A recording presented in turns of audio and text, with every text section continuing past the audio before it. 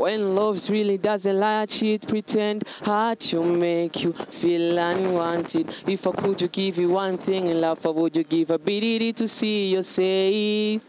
As the only then would you realize how special you are to me. You may be out of my sight, but never out of my mind. True love is about growing as a couple in a body each other. I mean someone you love. Keep your eyes on the stars and your feet on the ground. Love me to right where you are. Never cry for the one you hurt you. Just smile and say thank you. Forgive me a chance to find someone better than you. Yeah, guys.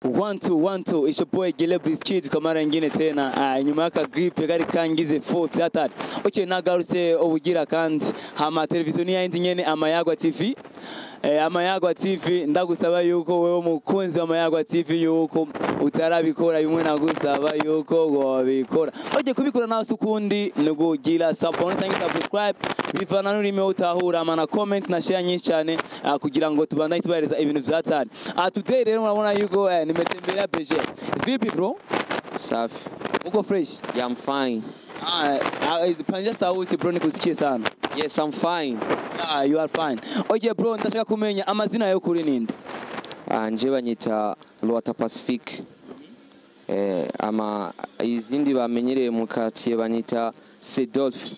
Yeah, that's my name, Sedorphe. Ama Sedorphe. Sedorphe ama jina ambao watu wanazoea sana jina bamenyereye ni banyita Sirin Brown cyangwa urashobora kuvuga Sijidan Brown. Yes. Okay, jenza kukwita Brown sivyo none enda kwise Brown nibaze yuko atangorane zo bazirimo. Okay Brown ndashaka kumenya abantu batazi Brown ni inde mu yose. Yeah, so thank you for your speech giving na ningependa kuzungumzia machache kuhusu mimi Breeze ma aka 3210 unaweza kuniita hata X25.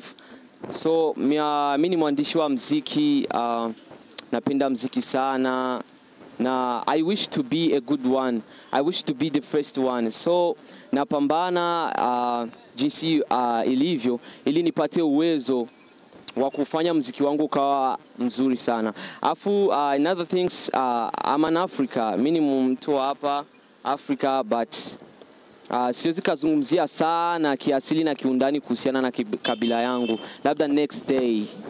Sawa, huyu ni Brown. Leo tutachangaruka sana. Okay, bakuzi Amayagwa TV mnamaze kumva yuko yitwa Brown. Ariko bro, nasikia kuna jina nyingi sana. Watu watakujua kwa jina gani? Yaani jina naongelea jina ambayo iko kwenye YouTube. Yeah, jina ambayo iko kwenye YouTube ni Sijidan Brown. Ukiandika Sijidan Brown, as you know, you get me. Yeah. Okay. Yeah, that is fine bro. Okay bro, ndamaze kumva indirimbo yawe. Ariko nk'umufani wa Amayagwa TV ariko aradukurikirana, nizere yuko atarayumva. Ndashaka yuko ungirira akapera gusakano gato ya gusama tubandanye ikiganiro cyacu. Okay, so thank you guys. The first when I'm going to perform, ngene yuko uja kugenda muri YouTube wandike Sirin Brown, okay? Wandike why ini ndirimbo shaka ndakuririmbire. Okay. So ni Congereza. When love's really doesn't lie, cheat, pretend, hard to make you feel unwanted. If I could you give you one thing in love, I would you give ability to see you safe. As the only then would you realize how special you are to me. You may be out of my sight, but never out of my mind. True love is about growing as a couple in a body each other. I mean someone you love. Keep your eyes on the stars and your feet on the ground. Love me to right where you are. Never cry for the one you hurt you.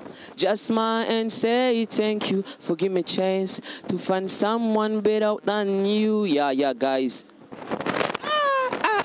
That is fine, bro. Congratulations, bro. Okay, but I want to know, why did you choose kuririmba mu Congereza? Yeah, urazi ari kintu novuga gito ngaha turi mu Burundi abaririmbyi benshi baririmba ikirundi, so dufite kwereka ibindi bihugu ko natwe turashobora kuvuga indimi. So ndabwiye umuntu wazi igifaransa canke congereza arashobora kuririmba indirimbo yiwe mu congereza canke mu gifaransa, kubera ko nituguma turirimba ikirundi imisi yose ibindi bihugu navyo bizokumviriza indirimbo ziwacu. Yeah, that is okay. Murumva yuko purpose yiwe canke intumbero yiwe yatumye aririmba mu congereza nuko agomba kwereka amakungu yuko n'Uburundi buririmba kandi buririmba fresh cyane. Bro, iyo ndirimbo irakazi, ndashaka kumenya kubera iki idea iyo ndirimbo yavuye kuki? Idea iyo ndirimbo kugira wimpe gusohora iyo ndirimbo byageze gute? Nabwo byari vyoroshe. Ni umunsi umwe nahuye mfise umugenzi wanje nkunda cyane bimwita Dragon Salom, muri iyo ndirimbo namuvuze mu izina Dragon Salom. Uyo muhungu n'umugenzi wanje sana, kitu kingine nilimwimbia that's surprise for him kwa sababu nimeona watu wengi sana duniani wanateseka kwa sababu ya mapenzi, alafu the song ikakuwa ina support kwenye mapenzi, alafu kwa watu wale ambao wanaumia, wale wanaokosa wanaowapenda na wale walio ndani ya mapenzi. Yes, that is guys. Yeah, okay, that is fine bro, but ndashaka kumenya ikindi kintu naje, sivyo? Okay, indirimbo irasohose iragiye kuri YouTube, feedback gute, abantu bayakiriye gute, uri kuraraba mu karere aho ubaye cyangwa abajama hehe? Firstly, I can say that abantu nibari bazi yuko nje no gira ikintu nk'ico, benshi n'ubu baracabipinga, baracavuga ati we turakuzi waroba mu Kamenge mu Mirango hehe, nituzi yuko turirimba icongereza. That is fine. Rero barakiriye yuko ari blague, baca bavuga yuko no, si wewe Sedorphe waririmba indirimbo ya okay, nuko bayifashe. Urumva nuko bayifashe. Ndashaka kumenya indirimbo uko nzi neza yuko abaririmbyi bo ngayo iwacu ego barakizi icongereza ko si cyane gose, bisigura yuko Brown indirimbo kuva ku nuzenye ya mbere kujambo rya mbere bajya nyuma niwe wayandikiye wenyene? Yes, that's true. Ninje nayandise. Yeah. Sange washyize mu Giswahili amutuhereza umuntu ayigushira mu Cyongereza? No, I can't do that. Ivyo navyo nokora kuko benshi baranzi maze igihe ndiko ndiga, nanje ndi umunyeshure guys, ndi umunyeshure niga icongereza kuri BAC. The name you brother, reka kugira promo kuko na mara publicité baduhaye kuko natajya narahize kwa mfaume, siyo uri kuravuga none? Ya naho nyene gusa mutegezwa kuza, turabaye kazi muze mwige mwese. Ya okay, tubandanye n'ikiganiro cyacu. Nagomba kumenya rero indirimbo yawe imaze meza ngaho isoze? Ubu ikuje indwi zitatu. Utegura kuzoshira ku yindi ryari? Ni vuba nzoshiraho yinzi kuri YouTube kuko inashizemwo, urazi ko ni surprise and I'm a beginner for this game. Niyo ndirimbo yanje ya mbere nkoze inje muri YouTube. Ya okay, indirimbo yawe yaje ifise inuzenya video ranks, sivyo? Dwe bisigura yuko video izokurikira izoza nyene tumubona nyene Brown bye ari wako ravyirimbi? Yeah. Next days, or I can say next month, you can see me the first. Yeah, you can see my face, my real face. Ugiye kumubona Brown muri indirimbo shasha y'ubuniga. Okay, iyo ndirimbo iramaze gukogwa? Indirimbo iri muri studio tayari. Okay, kubera twege Amayagwa TV turi abanyamahigwe, ndashaka yuko uduha kapera kiyo ndirimbo igiye gusohoka. Ikosa nokora sinshobora kuba kapera iyo ndirimbo. Yeah, ni bisanzwe kuko na Sadbi Hug Me yarayitanze kapera gatoya itaranasohoka. No, Satbi n'umusitari w'Uburundi baramuzi. Nawe yokora ikintu abantu barashobora kuvuga ati yes, that's good, but me I can't do that. Yeah. Brother, uri kuravuga uko utumengo hari akantu ko ni wiyemera mu bisanzwe, kandi niko ndaraba vraiment urafite talent, urashoboye kandi cyane gose. Niyo mpamvu nenda kugira ati abantu ndazi yuko abagenda kuri channel ya YouTube yawe barabijya ndirimbo yawe, ariko rero tubashitirana kandi kapera kugira ngo ibintu bigende neza. Akapera sino kabaha kweli, sino babesha vraiment. Indirimbo yitwa gute basi? Indirimbo izoba yitwa Hello. Best Life bararimbye Hello n'abandi benshi bararimba Hello. Iyo ndirimbo yawe ivuga basi amaki? Indirimbo yanje izoba iri kuraramutsa abaniga bose bigira ko arabatari mu gihe bari mu bisigura yuko Brown akakanya nyine agiye muri beef. Ya no singe muri beef ahubwo ari abantu nyene usanga muri quartier bigira ngo barateye imbere canke barahejeje buri kimwe rero izoba ari indirimbo yo kubaha indababwire yuko njewe ndumu free mind na beef ufise n'umuntu ya Okay. Abakuzi ba Mayaga TV mwamaze kumva yuko indirimbo ije gusohoka kuri uyu mutipe wacu mwayumvize sivyo akandi nageza kugira ngo atwibira akabanga kandi mwamaze kumva ibizo biri muri iyo ndirimbo bro ndashaka kumenya collab yawe indoto ni yahe but sorry for interruption collab y'igihugu cyahe birarutana mu Burundi canke ya y'indoto y'ibisazi ukavuga ati iyi collab ndayironse ndabona umenga asha brown yo chaba brown ndifuza kuririmbana n'umuntu avuye mu mahanga mu bihugu byo hanze especially in America.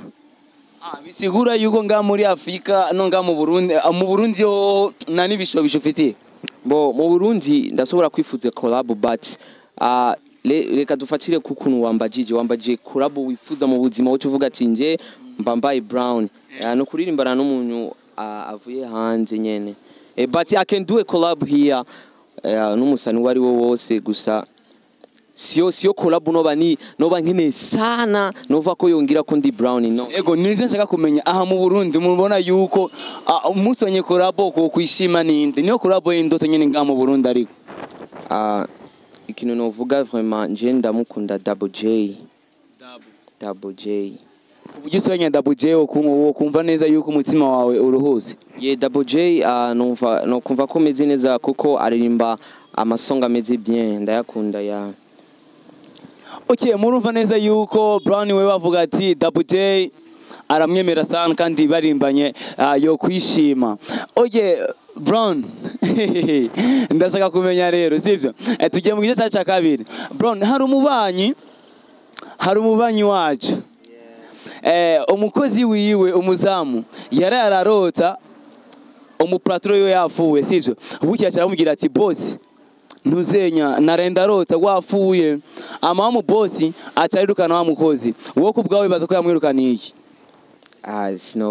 sinzi ko ikintu yoba yamwirukaniye sinzi ko vraiment kubwawe ubona yuko yamwirukaniye iki we wararota patro yafuye imubwira ngo ndongacaka kwirukana mbo nje according to my mind novuga yuko umupatro yoba yumvise ubwo bakavuga ati arigiye umujama ari kintu agomba kungirira cyane indoto ni kintu abantu benshi cyane batinya urashobora kumubwira umuntu ati ngo nje narose bakugonze birakunaniye ndakugosora urazi neza yuko umuzamu atajyama sivyo none gute yajyamye amasararota patro yafuye aho nyene wantsinze abakuzi ba Mayaga TV byari byishimo nangire gukorana n'uyu musore wacu bro ndagushimiye yes and me too okay ndagushimiye byari byishimo nangire akajambo ka nyuma ku bakuzi ba Mayaga TV akajambo ka nyuma novuga yuko ndabaramukije bose bariko baraturaba ikindi kintu no bibutsa yuko ni muntererane njewe ndabakunda mwese cyane nkeneye ko neza ikintu hejuru cyane abantu bazovuga yuko ari ahantu hariho abaririmbyi bashoboye ikintu ndabasigiye rero wait for the new song ukibwire abakozi ba Mayaga TV bagire subscribe kuri channel yacu abakunzi ba Mayaga TV gira subscribe kuri Mayaga TV on YouTube channel do whatever subscribe share what do a link on WhatsApp everything abakuzi ba Mayaga TV byishimo nangire ndishimye cyane nakoranye neza niyo mu bronga kandi nizere yuko niyamara gusohora iyo song ndabemere ikindi kiganiro kuri micro mwari kumwe na MC Gire hamakote ya kamera nawe muri kumwe na Justin